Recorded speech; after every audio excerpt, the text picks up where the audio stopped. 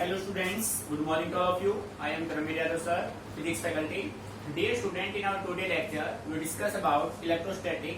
So dear student, आज हम revision करेंगे इलेक्ट्रोस्टैटिक्स का और इलेक्ट्रोस्टैटिक्स में हम स्टडी करेंगे कैपेसिटेंस. ठीक है, तो बेटे बस आपको अपना कंप्लीट फोकस रखना है बोर्ड पे.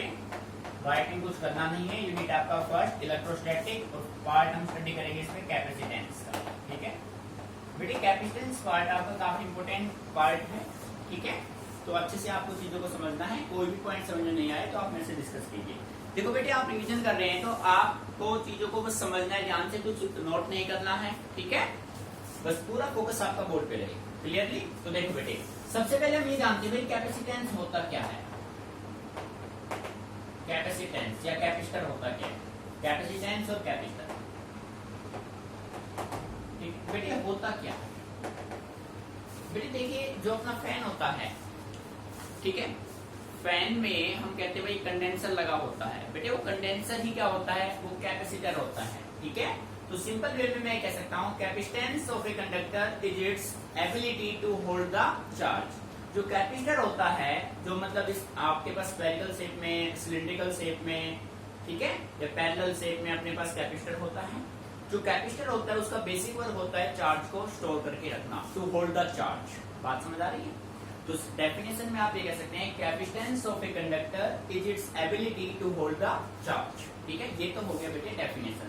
दूसरा एक मैथमेटिकल रिजल्ट हमने यहाँ से बनाया. कैपेसिटेंस अपना होता है चार्ज बाय पोटेंशियल. बेटे मैथमेटिकल रिजल्ट आपको ध्यान रखने हैं जिसके बेस पे आप डेरिवेशन सोल्व करेंगे. ठीक है, कैपेसिटेंस का सिंबल C होता है. Capacitance C equal to charge by potential. C is equal to Q by V. बेटे जो कैपेसिटेंस है उसका ऐसा यूनिट होता है फैराड. क्या होता है भाई? फैराड. ठीक है, बात समझ आ रही? जैसे सिंपल वे में मैं कह सकता हूँ 1 फैराड की न्यूमेरिकल वैल्यू होती है 96,500 कूलम. ठीक है बेटे, 1 farad is equal to 96,500 coulomb. बेटे एक्चुअलिटी में ये वैल्यू आपकी होती है 96,487 कूलम, पर हम इसको राउंड ऑफ करके 500 ले लेते हैं ताकि कैलकुलेशन में हमें कोई प्रॉब्लम ना हो. बात समझ आ रही है? कैपेसिटेंस का ऐसा unit farad, 1 farad is equal to 96,500 coulomb. ठीक है, आपको ये रिजल्ट यूज करना है न्यूमेरिकल्स में.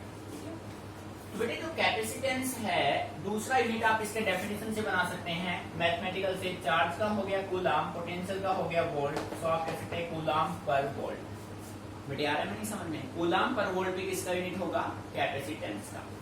बेटे जो कैपेसिटेंस है, जो कैपेसिटर होता है, कैपेसिटर बेसिकली 3 टाइप का होता है. भाई आपको ध्यान से सुनना है, लिखना कुछ नहीं है. बेटे कैपेसिटर के 3 टाइप होते हैं. एक होता है parallel plate capacitor. Parallel plate, भाई प्लेट. बेटे कोई भी जो कैपेसिटर होता है ना उसके 2 प्लेट होते हैं. या तो आप प्लेट कह सकते हैं या आप कोटिंग्स कह सकते हैं. प्लेट और कोटिंग एक ही बात होती है. हर एक कैपेसिटर के 2 प्लेट होते हैं. एक प्लेट पे पॉजिटिव चार्ज, दूसरे पे नेगेटिव चार्ज होता है. ठीक है, एक होगा पैरेलल प्लेट, एक होगा स्फेरिकल और बेटे एक होगा सिलिंड्रिकल.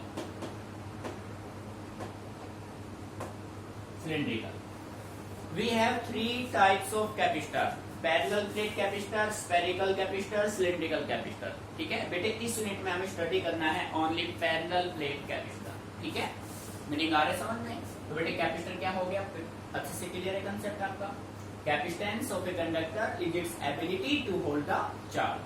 ठीक है, कैपेसिटेंस मैथमेटिकली होता है चार्ज बाय पोटेंशियल का रेशियो. ऐसा unit farad, 1 farad 96,500 coulomb. Capacitance के कैपेसिटर के 3 टाइप होते हैं, पैरेलल प्लेट, स्फेरिकल और सिलिंड्रिकल. ठीक है, तो बेटे अब हम आते हैं अपने मेन केस पे, जो अपना क्वेश्चन इंपोर्टेंट है. तो अपना केस ये है, अच्छे समझना है. बेटे अपना जो फर्स्ट केस है वो अपना है कैपेसिटेंस ऑफ ए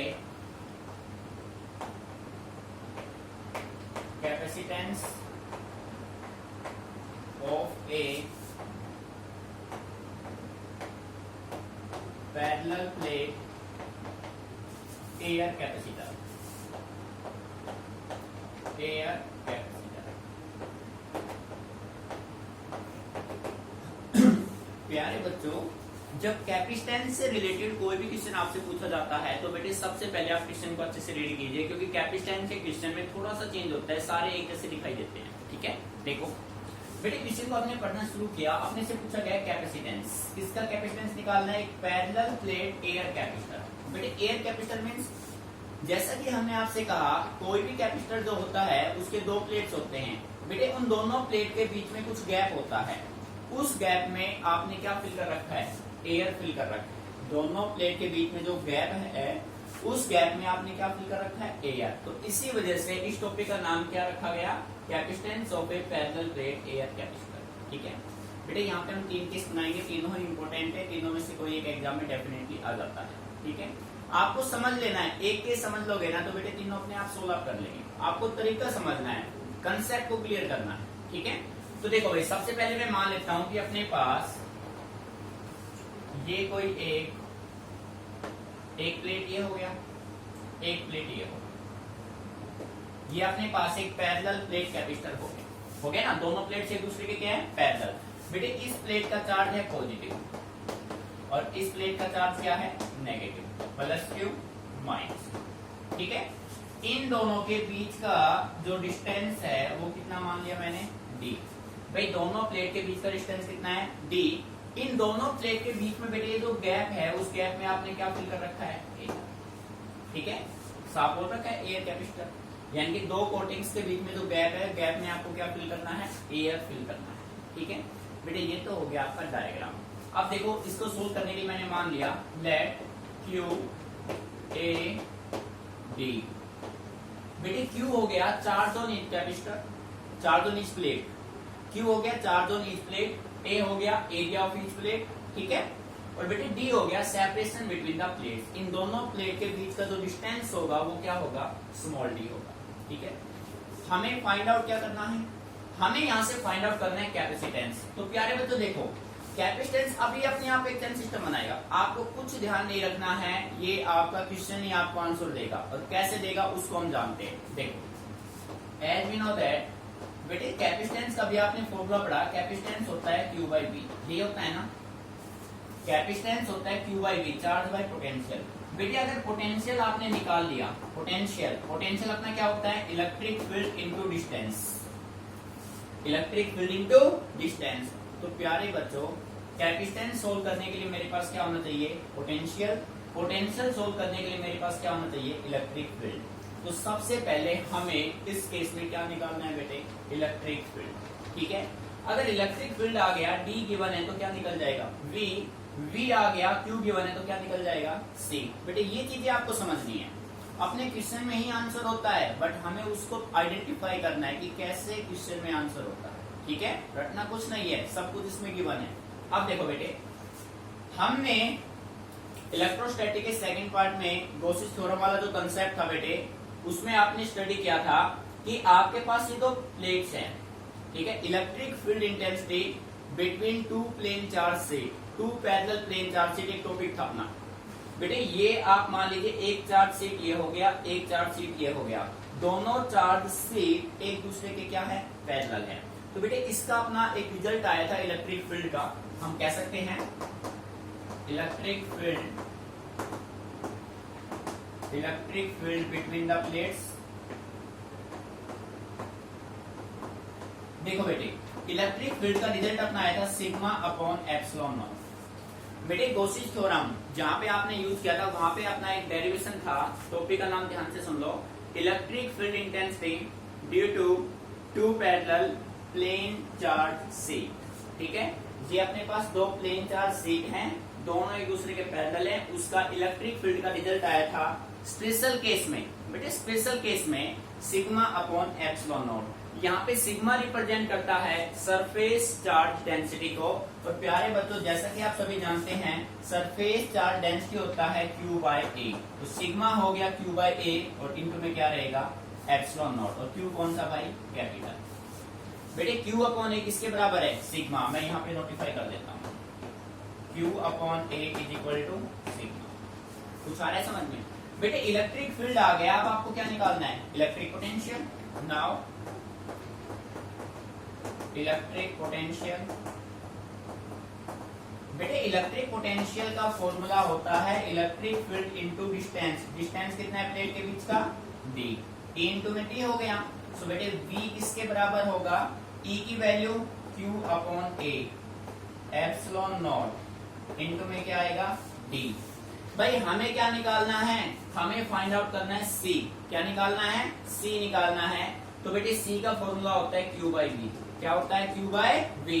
तो यहां से Q बाई V की फॉर्मेशन करेंगे तो प्यारे बच्चों देखो A एप्सिलॉन नॉट इस साइड आ जाएगा, डिवाइड में D आ जाएगा, ये किसके बराबर आ जाएगा, Q बाई V के। तो मैं कह सकता हूं बट Q बाई V किसके बराबर होता है, C के। So dear student C is equal to A epsilon not upon D। This is your required result. बेटे आ रहा है मेरी समझ में, कंसेप्ट बिल्कुल ही है ना भाई। C हमें निकालना था, C का फॉर्मूला होता है Q बाई V। बेटे अगर V में फाइंड आउट कर लूं तो अपने आप क्या निकल जाएगा, C। और V का फॉर्मूला होता है इलेक्ट्रिक फील्ड इनटू डिस्टेंस। अब आपको इलेक्ट्रिक फील्ड का रिजल्ट क्लियर है, आपने वैल्यू पुट की, अपने पास क्या आ गया, C। The capacitance of a parallel plate air capacitor is equal to A epsilon naught upon D। अब बेटे मैं स्पेशल केस बना रहा हूँ, समझना ध्यान से। ये जो स्पेशल केस होते हैं वास्तव में ही एक्चुअल में ही स्पेशल होते हैं भाई, ठीक है। Special cases condition.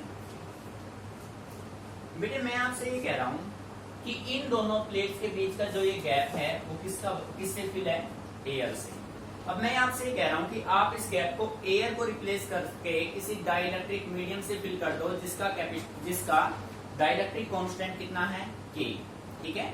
When the gap, ध्यान से सुन लेना, राइटिंग में नहीं कर रहा हूं मैं, ध्यान से सुन लो, ठीक है। When the gap between the two plates is filled with a dielectric medium of dielectric constant K, then the capacitance of the system becomes K times। तो बेटे न्यू जो कैपेसिटेंस होगा वो ओल्ड का कितने टाइम हो जाएगा, K टाइम हो जाएगा। कितने टाइम हो जाएगा, K। यहाँ पे K किसको रिप्रेजेंट कर रहा है, डाइलेक्ट्रिक कांस्टेंट को, डाइलेक्ट्रिक कांस्टेंट। ठीक है भाई। तो C डैश किसके बराबर हो जाएगा, K की वैल्यू क्या है, K की वैल्यू बताओ, K की वैल्यू तो K है और C की वैल्यू क्या है, A epsilon not upon D। बेटे ऐसे क्वेश्चन डेफिनेटली आपसे पूछे जाएंगे, आपसे पूछा जाएगा what happen when the gap between the two plates is filled with a dielectric medium of dielectric constant K, then your answer will be the capacitance of the system becomes K times.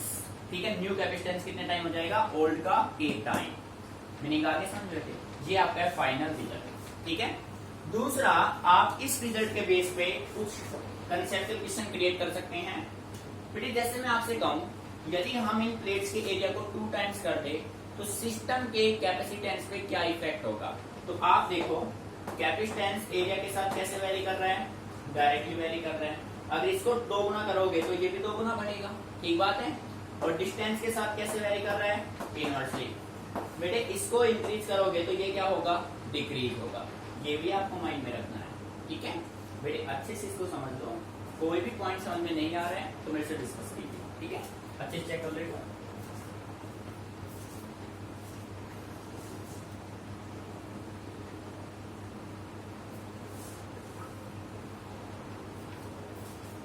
बेटे आप देखो, अब हम करते हैं अपना next case. Next topic ध्यान से समझना है बिल्कुल। देखो भाई, नेक्स्ट टॉपिक है अपना capacitance of A parallel plate capacitor having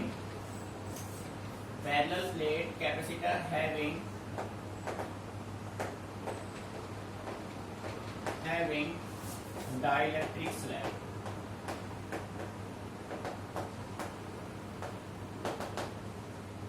देखो बेटे ध्यान से, बेटे आपको है ना क्वेश्चन की लैंग्वेज को समझना है। देखो ये कह रहा है capacitance of A parallel plate capacitor having dielectric slab. ये कह रहा है आपके पास एक पैरेलल प्लेट कैपेसिटर है, उस पैरेलल प्लेट कैपेसिटर के बीच में जो गैप है ना, उस गैप में आपको क्या फिल करना है, आप एक डाइलेक्ट्रिक स्लैब फिल करना है। ठीक है। तो देखो बेटे,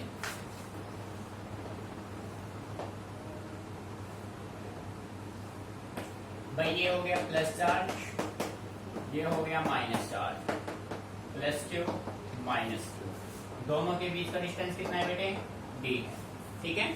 अब ये जो गैप है, इस गैप में आपको क्या फिल करना है, इस गैप में हम फिल करेंगे एक डाइलेक्ट्रिक स्लैब। और प्यारे बच्चों, उस डाइलेक्ट्रिक स्लैब का कुछ ना कुछ तो थिकनेस होगा, तो बेटे मैंने मान लिया कि T उस डाइलेक्ट्रिक स्लैब का क्या है, थिकनेस है। समझना इसको ध्यान से, T is the thickness of dielectric slab. बेटे टोटल डिस्टेंस था D, अब D में से कितना आपने निकाल दिया T, तो ये जो डिस्टेंस आपका लेफ्ट रह गया ये आपका कितना बचेगा D माइनस T। भाई टोटल D में से कितना जा चुका है T, तो ये जो बच गया वो कितना बचेगा D माइनस T। मीनिंग यहाँ से समझ में आ रहा है। अब बेटे आपके पास दो कंडीशन है, एक इलेक्ट्रिक फील्ड ये बनेगा, ये इलेक्ट्रिक फील्ड E1 होगा आउटसाइड द स्लैब और ये इलेक्ट्रिक फील्ड E2 होगा इनसाइड द स्लैब। बेटे बात आ रही समझ में, मीनिंग अच्छे से क्लियर, ठीक है। यानी कि आप कह सकते हैं ये negative negative negative negative, positive positive positive positive, ठीक है। डाइलेक्ट्रिक स्लैब है, ठीक है, डायग्राम में कोई प्रॉब्लम, मीनिंग अच्छे से क्लियर। अब देखो मान लीजिए let Q A D P K, बेटे Q charge on each plate, A area of each plate, D separation between the plates, T यहाँ पे किसको रिप्रेजेंट करेगा, थिकनेस ऑफ स्लैब। जो डाइलेक्ट्रिक स्लैब आपने यूज किया है उसका थिकनेस कितना है, T है। जैसे मान लो गैप में मैंने ये स्लैब फिक्स कर दिया, तो इस स्लैब का कुछ ना कुछ तो थिकनेस होगा, ठीक है। बेटे K रिप्रेजेंट करेगा डाइलेक्ट्रिक कांस्टेंट, ठीक है। अब सुनो बेटे ध्यान से, ये काम आएगा भी। डाइलेक्ट्रिक कांस्टेंट की डेफिनेशन आपसे पूछी जाए तो आप कह सकते हैं it is the electric field outside the medium to the electric field inside the medium, ratio होता है E1 अपॉन E2, ठीक है। बात समझ आ रही।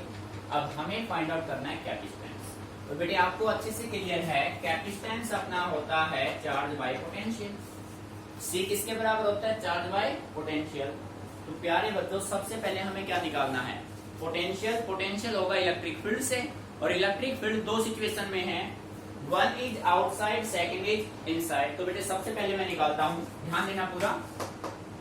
सबसे पहले मैंने सोल्व किया electric field outside the slab.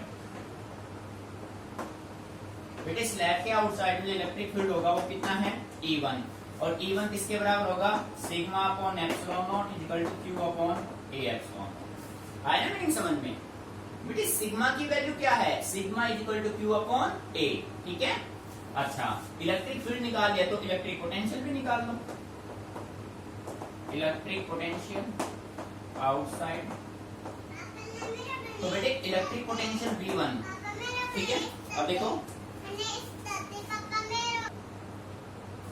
बेटे, अब देखो इलेक्ट्रिक पोटेंशियल आउटसाइड में निकालोगे तो इलेक्ट्रिक पोटेंशियल क्या होगा, इलेक्ट्रिक फील्ड आउटसाइड इनटू में डिस्टेंस कितना है आउटसाइड का, पूरा फोकस कीजिए बेटे। टोटल डिस्टेंस था इसका D, अब D में से कितना जा चुका T, तो बेटे आउटसाइड का डिस्टेंस कितना बचेगा D माइनस T। बात समझ आ रही है। अब आप निकालोगे electric field inside the slab, ठीक है, फिर उसका potential. Now electric potential, sorry electric field निकालो पहले, electric field inside the slab. बेटे स्लैब का इनसाइड का इलेक्ट्रिक फील्ड होगा E2। अब E2 की वैल्यू देखो ध्यान से, यहां पे लाओ, यहां पे K की वैल्यू क्या थी, अपना K किसके बराबर था E1 बाय E2। तो बेटे E1 E2 की वैल्यू क्या हो जाएगी E1 अपॉन K, तो यहाँ पे नोट कर दो E1 अपॉन K, ठीक है, कंप्लीट। E1 अपॉन K हो गया। अब इलेक्ट्रिक फील्ड के बाद इलेक्ट्रिक पोटेंशियल मैं निकालूंगा, तो मैं कह सकता हूँ V2 किसके बराबर E1 अपॉन K इनटू में बेटे क्या हो जाएगा, क्या हो जाएगा भाई, डिस्टेंस कितना है T, इसका थिकनेस कितना है T। बात समझ में आ गई। E1 आ गया, V1 आ गया, E2 आ गया, V2 आ गया। अब आप नेट पोटेंशियल निकाल लो, नेट इलेक्ट्रिक पोटेंशियल। बेटे नेट इलेक्ट्रिक पोटेंशियल V किसके बराबर होगा V1 प्लस V2, ठीक है। वैल्यू पुट कर दो भाई। बेटे V1 की वैल्यू क्या है E1 into D minus T, E1 D minus T plus E1 upon K। यहां से देख लो, मीनिंग आ रहा है समझ में। अब यहां से आप कॉमन ले लीजिए E1 को, V इक्वल टू E1 आपने कॉमन लिया D minus T plus t upon के। बेटे यहां से कोई प्रॉब्लम? अब आप यहाँ पे E1 की वैल्यू पुट कर दो। बेटे E1 की वैल्यू क्या है? V is equal to Q upon A epsilon not D minus T plus t upon K. किसी बच्चे को यहाँ से कोई प्रॉब्लम? मीनिंग अच्छे से क्लियर? बेटे हमें क्या निकालना है? हमें चाहिए C, और C होता है Q बाय V। तो इसको चेंज कर लो, आप कह सकते हैं Q upon V is equal to A epsilon not by D minus T plus T by K. बेटे Q बाय V किसके बराबर हो गया? C। तो रिजल्ट क्या बनेगा? D minus T plus T by K. This is your required result. आगे नहीं समझ में? बेटे देखो कंसेप्ट बिल्कुल इजी है। जब आपको कैपेसिटेंस निकालना हो तो आपने सी से ही क्लियर हो रहा है कि भाई आपको पहले चाहिए पोटेंशियल। पोटेंशियल कब फाइंड आउट होगा? जब आपके पास इलेक्ट्रिक फील्ड होगा, और इलेक्ट्रिक फील्ड अपने पास नॉन है।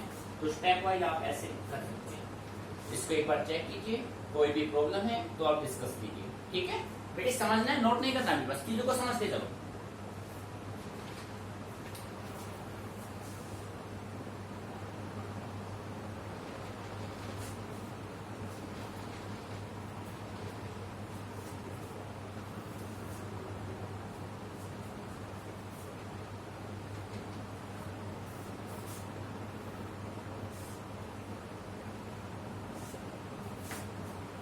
तो बेटे यहाँ से क्लियर? बेटे अब नेक्स्ट केस अपना बनाते हैं, ध्यान से सुना बिल्कुल, पूरा फोकस आप टॉपिक पे जाओ स्टार्टिंग से। नेक्स्ट टॉपिक हम बनाएंगे capacitance of A parallel plate capacitor having. बेटे इस वर्ड को हटा दो, इस वर्ड को रिप्लेस कर दिया मैंने, यहाँ पे क्या पुट कर दिया? कंडक्टिंग। बेटे अब अपने पास कैसा स्लैब है? कंडक्टिंग स्लैब है। ध्यान देना, बस एक सिंगल वर्ड चेंज मिलेगा एग्जाम में। बेटे पहले मैंने कराया आपको डाइलेक्ट्रिक, अब मैंने उस डाइलेक्ट्रिक को किससे चेंज कर दिया? कंडक्टिंग। अब देखो चेंजेस क्या करने हैं। जिस बच्चे ने डाइलेक्ट्रिक स्लैब का कंसेप्ट अच्छे से कर दिया, उसको कंडक्टिंग में कोई प्रॉब्लम नहीं होगी। कुल 2 मिनट का काम है पूरा। सुन लो बेटे ध्यान से, डायग्राम तो आपका एज बनेगा, पर एक बार ध्यान रखना, हम पहले स्टडी कर चुके हैं कैपेसिटर में electric field inside a capacitor बेटे क्या होता है? 0। तो देखो कहां कहां आपको चेंजेस करने हैं। तो बेटे इस E2 की वैल्यू क्या हो जाएगी? 0। Electric field inside a conductor क्या होगा बेटे? 0। मीनिंग आ रहे समझ में? अरे हाँ या ना? आपने 2 पैरेलल प्लेट कैपेसिटर लिए, उन दोनों के बीच के गैप में क्या फिल किया? एक कंडक्टिंग स्लैब फिल किया। उस कंडक्टिंग स्लैब का इलेक्ट्रिक फील्ड इनसाइड में क्या होगा? 0। उसका थिकनेस कितना है? T। देखो बेटे Q हो गया, A हो गया, D हो गया, T हो गया, थिकनेस ऑफ स्लैब सारा सेम बिल्कुल। K डाइलेक्ट्रिक कांस्टेंट, पर डाइलेक्ट्रिक कांस्टेंट का यहाँ पे कोई रिक्वायरमेंट नहीं है। बात समझ आ रही है? ठीक है, अब देखो आपको चेंजेस क्या क्या करने हैं। देखिए बेटे यहां तक आप नोट करेंगे, फिर आप फर्स्ट के सोल्व करेंगे। फर्स्ट यहां तक कोई प्रॉब्लम नहीं है, सेकंड में आ जाओ। बेटे E2 की वैल्यू आप कहेंगे electric field inside the slab, बेटे क्या होगा? 0। आप इसको प्रूव कर सकते हैं कि भाई किसी भी कंडक्टर के इनसाइड में इलेक्ट्रिक फील्ड 0 क्यों होता है, हम प्रूव करा चुके हैं आपको। ठीक है बेटे, E2 किसके बराबर होगा? 0। V2 की वैल्यू भी क्या हो जाएगी? V2 0 इंटू क्या होगा?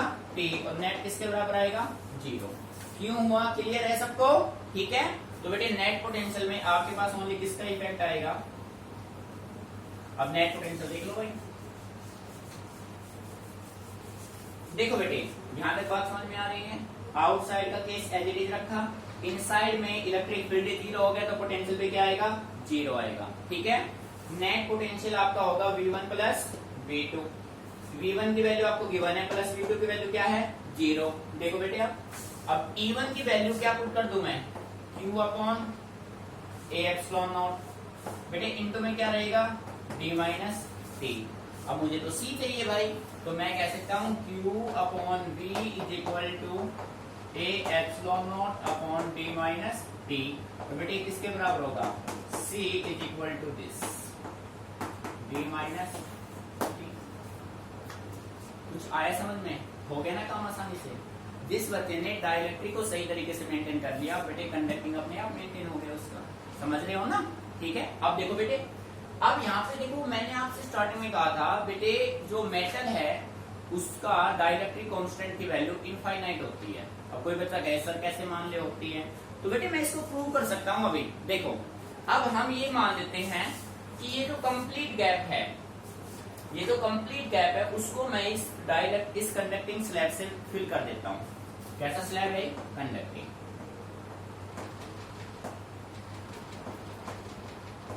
ठीक है, अगर मैं इस कंप्लीट गैप को कंडक्टिंग स्लैब से फिल कर दूं तो बेटे डी की वैल्यू, टी की वैल्यू किसके बराबर हो जाएगी?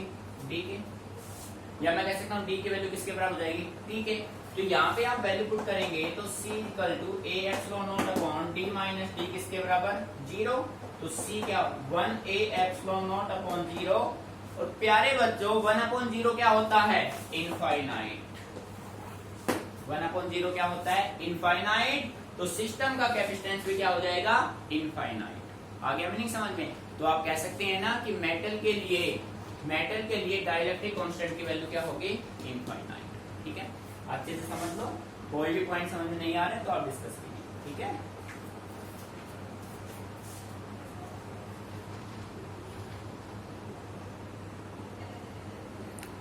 बेटे देखो तो अपना नेक्स्ट टॉपिक करते हैं। काफी इंपोर्टेंट टॉपिक है, energy stored in the capacitor. ठीक है, देखिए कैपेसिटेंस पार्ट का सबसे इंपोर्टेंट टॉपिक कह सकते हैं आप इसको। ठीक है, देखिए टॉपिक अपना होगा energy stored in the capacitor. देखो बेटे ध्यान से, भाई हमें ये बताना है, हम ऑलरेडी डेफिनेशन में कह चुके हैं capacitance of a conductor is its ability to hold the charge. बेटे किसी भी कैपेसिटर में जब आप चार्ज को स्टोर करेंगे तो एनर्जी स्टोर होगा। तो आपको ये फाइंड आउट करना है कि किसी भी कैपेसिटर में कितना एनर्जी स्टोर होता है और वो एनर्जी किस फॉर्म में होता है। तो बेटे फॉर्म का तो नाम से पता लग रहा है, जब एनर्जी एक ही पॉइंट पे स्टोर हो रहा है तो इसका मतलब कौन सा फॉर्म है? That is potential energy. तो कैपेसिटर में एनर्जी हमेशा पोटेंशियल एनर्जी के फॉर्म में होता है। ठीक है, अब हमें फाइंड आउट करना है कि एनर्जी स्टोर होगा कितना। ठीक है, उसके लिए रिजल्ट बनाते हैं हम। तो बेटे सबसे पहले इसको फाइंड आउट करने के लिए मैंने मान लिया कि अपने पास ये कोई एक कैपेसिटर है। ठीक है, इसको बैटरी से आपने कनेक्ट कर दिया। समझना है बेटे ध्यान से, ये कैपेसिटर के दो प्लेट्स होते हैं, एक पॉजिटिव दूसरा नेगेटिव। बेटे यहां से पोटेंशियल आपने अप्लाई किया। ठीक है, अब ये कंडीशन मेंटेन कर देता हूं मैं। स्टार्टिंग में इसका चार्ज कितना है? 0, जब ये रेस्ट पे है। अब हमने इसको चार्ज करना शुरू कर दिया तो कैपेसिटर का जो चार्ज है वो 0 से मैक्सिमम कहां तक जाएगा? Q तक। और मैक्सिमम कितना पोटेंशियल लेगा? V। मेरी बात समझ में आ रही है?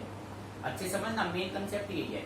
आपने मान लिया let us consider a capacitance of capacitance C is charge for a potential V। ठीक है, यहां से आपने चार्ज दिया, मैक्सिमम चार्ज कितना आएगा? Q। ठीक है, बात समझ आ रही है? क्लियर है बेटे? अब मैं देखो मान लेता हूं कि जब हम इस कैपेसिटर को, पूरे कैपेसिटर का चार्ज है कैपिटल Q और कंप्लीट पोटेंशियल कितना है? V। जब मैं इस कैपेसिटर को चार्ज कर रहा हूं during the process of charging, complete charge नहीं हुआ है, जब हम उसको चार्ज कर रहे हैं तो उस कंडीशन में इस कैपेसिटर का मैंने जो Q चार्ज है वो कितना मान लिया? Q। और पोटेंशियल कितना मान लिया? V। बेटे समझना ध्यान से, let during the process of charging the charge on the capacitor is Q and potential V dash। बात समझ आ गई? तो बेटे यहां से मैं निकाल सकता हूं V dash अपना होगा Q अपॉन C। इसको मान लीजिए इक्वेशन नंबर फर्स्ट। देखो बेटे minimum 0 maximum Q, potential V। जब आप इसको चार्ज कर रहे होते हैं तो चार्ज कितना मान लिया मैंने? Q। और पोटेंशियल कितना मान लिया मैंने? V dash। कुछ आ रहा है समझ में? मीनिंग यहां तक क्लियर है बेटे? अब हमने क्या किया, अब इस कैपेसिटर में जब ये चार्ज हो रहा है तो चार्ज कितना है इसका? Q। अब मैं आउटसाइड से, बेटे इस पॉइंट को समझना, मेन पॉइंट है, आउटसाइड से मैं इस कैपेसिटर में एक अनदर चार्ज dq को एंटर कराता हूं। ठीक है, let a charge dq is given to the capacitor. जब हम एक्स्ट्रा चार्ज dq इस कैपेसिटर को देंगे तो कैपेसिटर का जो ऑलरेडी एग्जिस्टिंग चार्ज है Q, ये इस चार्ज का क्या करेगा बेटे? अपोज करेगा। भाई ऑलरेडी चार्ज कितना है? Q है, बाहर से कितना दिया? dq। इस dq को अपोज कौन करेगा? ये Q करेगा। बेटे जब ये एक दूसरे को अपोज करेंगे तो small amount of work done होगा। क्या होगा, small amount of work done, और वो जो वर्क डन होगा वो अपना किसके बराबर होगा, charge into potential, charge into potential. So dear student, charge कितना है, dq। भाई dq क्यों है, क्योंकि ये जो वर्क कराया है वो किसने कराया है, dq ने। अगर मैं इस सर्किट में इस dq को एंटर नहीं कराता तो क्या ये चार्ज इसका अपोज करता, अपोज ही नहीं होता, अपोज नहीं होता तो वर्क भी नहीं होता। तो सिंपल वे में आप कह सकते हैं जो वर्क कराया किसने कराया है, dq ने। और बेटे पोटेंशियल कितना है, v डैश। अब आप यहां से v डैश की वैल्यू पुट कर दो, dw equal to dq into q upon c। Equation कौन सा मान लो, सेकंड। इस पॉइंट तक बेटे कोई प्रॉब्लम, मीनिंग अच्छी सी क्लियर। आप देखो भाई, हमें तो टोटल वर्क फाइंड आउट करना है, और बेटे जैसा कि आप सभी जानते हैं फिजिक्स में टोटल वर्क फाइंड आउट करने के लिए हम हमेशा क्या करते हैं, इंटीग्रेट करते हैं, और टोटल वर्क अपना कैलकुलेट होगा 0 से q। ठीक है, तो मैं यहाँ पे लिख देता हूँ total work done, total work done in moving the charge, in moving charge from, charge को मूव कहां से कहां तक किया हमने, 0 से q। सो बेटे इंटीग्रेट करेंगे इसका, तो work done w dq into Q by C, और 0 से क्या होगा, q। बेटे इंटीग्रेशन होगा dq के रेस्पेक्ट में, इस dq के रेस्पेक्ट में c कैसा टर्म है, कांस्टेंट। तो आप कह सकते हैं work done is equal to 1 by C constant integrate 0 से q इंटू dq। अब बेटे q इंटू dq का आप इंटीग्रेशन करेंगे तो इंटीग्रेशन ये कहता है कि पावर में आप एक प्लस कर दो, उसी से क्या कर दो, डिवाइड। तो इसका इंटीग्रेशन आप कह सकते हैं ये होगा 1 बाई सी, देखो बेटे q स्क्वायर बाई 2 लिमिट 0 से q। अब आपको करना है क्या बेटे, इसकी वैल्यू एक बार ये रखो, माइनस का साइन, फिर इसकी वैल्यू ये। मैं कह सकता हूं upper limit minus lower limit, so we can say right work done is equal to 1 by C, और बेटे 2 को भी कॉमन ले लो, 1 by 2c q square minus 0 का स्क्वायर। आ रहा है मेरी समझ में। तो बेटे work done is equal to q square by 2c। ठीक है, ये आ गया आपका वर्क डन। अब हम कह सकते हैं this work done is equal to potential energy of the capacitor. तो बेटे u is equal to q square by 2c। This is your final result. ठीक है, अब बेटे इस रिजल्ट से हम कुछ और केसेस बनाते हैं न्यूमेरिकल के लिए, जैसा कि हम जानते हैं but q is equal to c is equal to q by v। इस वैल्यू को यहाँ पे पुट कीजिए, तो बेटे u की वैल्यू क्या होगी, q square upon 2 into q by v। तो बेटे u किसके बराबर हो गया, हाफ q v।